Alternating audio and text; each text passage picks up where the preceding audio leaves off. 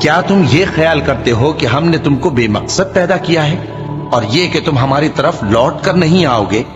تو اللہ جو سچا بادشاہ ہے اس کی شان اس سے اونچی ہے، اس کے سوا کوئی معبود نہیں، وہی عرش کریم کا مالک ہے۔ اور جو شخص اللہ کے ساتھ اور معبود کو پکارتا ہے جس کی اس کے پاس کچھ بھی سند نہیں، تو اس کا حساب اس کے رب کے ہاں ہوگا۔ کچھ شک نہیں کہ کافر کامیاب نہیں ہوں گے۔ اور اللہ سے دعا کرو کہ میرے پروردگار مجھے بخش دے اور مجھ پر رحم کر، اور تو سب سے بہتر رحم فرمانے والا ہے۔ شروع اللہ کا نام لے کر جو بڑا مہربان نہایت رحم والا ہے۔ یہ ایک سورہ ہے جس کو ہم نے نازل کیا اور اس کے احکام کو فرض کر دیا، اور اس میں صاف صاف آیتیں نازل کی تاکہ تم یاد رکھو۔ بدکاری کرنے والی عورت اور بدکاری کرنے والا مرد جب ان کی بدکاری ثابت ہو جائے تو دونوں میں سے ہر ایک کو 100 درے مارو۔ اور اگر تم اللہ اور روز آخر پر ایمان رکھتے ہو تو اللہ کے قانون کو نافذ کرنے میں تمہیں ان پر ہرگز ترس نہ آئے، اور چاہیے کہ ان کی سزا کے وقت مسلمانوں کی ایک جماعت بھی موجود ہو۔ بدکار مرد تو بدکار یا مشرک عورت کے سوا کسی سے نکاح نہیں کرتا، اور بدکار عورت کو بھی بدکار یا مشرک مرد کے سوا اور کوئی نکاح میں نہیں لاتا۔ اور یہ یعنی بدکار عورت سے نکاح کرنا مومنوں پر حرام ہے۔ اور جو لوگ پرہیزگار عورتوں کو بدکاری کا عیب لگائیں اور اس پر 4 گواہ نہ لائیں تو ان کو 80 درے مارو، اور کبھی ان کی شہادت قبول نہ کرو، اور یہی بد کردار ہیں۔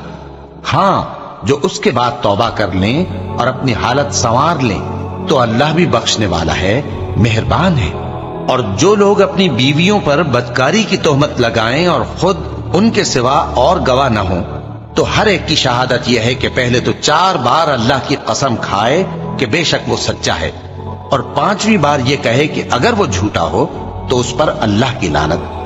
اور عورت سے سزا کو یہ بات ٹال سکتی ہے کہ وہ پہلے 4 بار اللہ کی قسم کھائے کہ بے شک یہ جھوٹا ہے، اور 5ویں دفعہ یوں کہے کہ اگر یہ سچا ہو تو مجھ پر اللہ کا غضب نازل ہو۔ اور اگر تم پر اللہ کا فضل اور اس کی مہربانی نہ ہوتی تو بہت سی خرابیاں پیدا ہو جاتی۔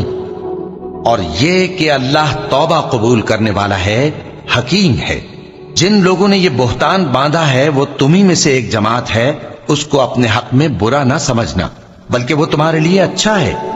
ان میں سے جس شخص نے گناہ کا جتنا حصہ لیا اس کے لیے اتنا وبال ہے، اور جس نے ان میں سے اس بہتان کا بڑا بوجھ اٹھایا ہے اس کو بڑا عذاب ہوگا۔ جب تم نے وہ بات سنی تھی تو مومن مردوں اور عورتوں نے کیوں اپنے دلوں میں نیک گمان نہ کیا، اور کیوں نہ کہہ دیا کہ یہ کھلم کھلا بہتان ہے؟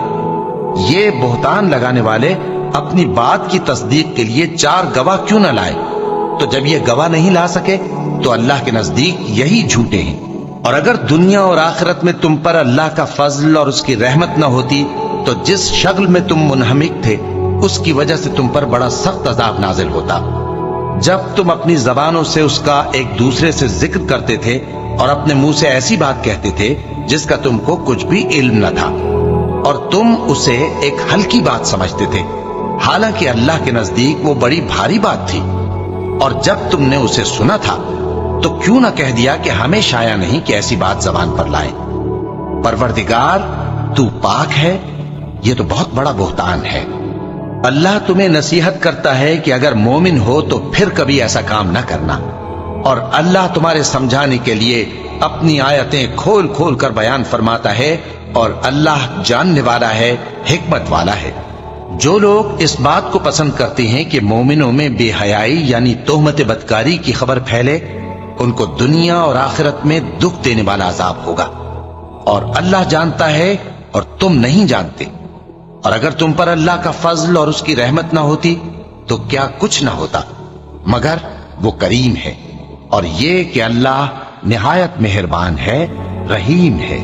مومنوں، شیطان کے قدموں پر نہ چلنا، اور جو شخص شیطان کے قدموں پر چلے گا تو شیطان تو بے حیائی کی باتیں اور برے کام ہی بتائے گا۔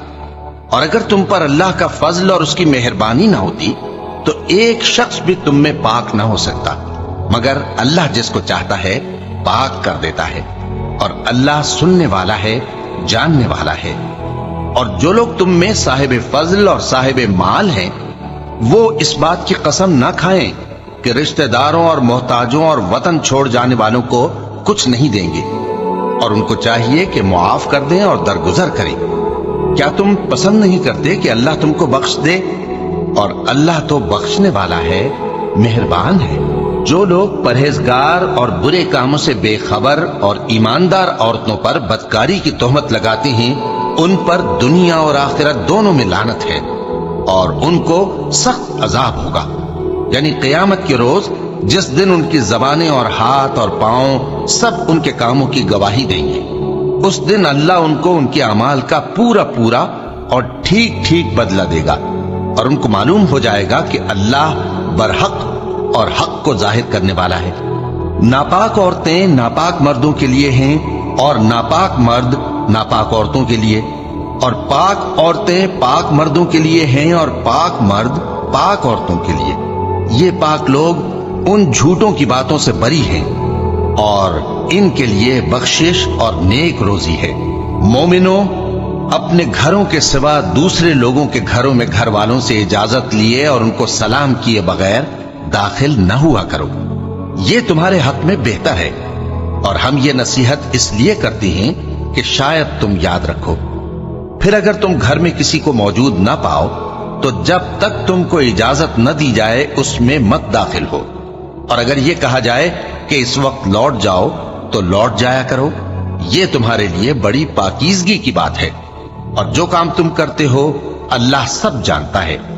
ہاں، اگر تم کسی ایسے مکان میں جاؤ جس میں کوئی نہ بستا ہو اور اس میں تمہارا اسباب رکھا ہو تو تم پر کچھ گناہ نہیں، اور جو کچھ تم ظاہر کرتے ہو اور جو پوشیدہ کرتے ہو اللہ کو سب معلوم ہے۔ مومن مردوں سے کہہ دو کہ اپنی نظریں نیچی رکھا کریں اور اپنی شرمگاہوں کی حفاظت کیا کریں، یہ ان کے لیے بڑی پاکیزگی کی بات ہے، اور جو کام یہ کرتے ہیں اللہ ان سے خبردار ہے۔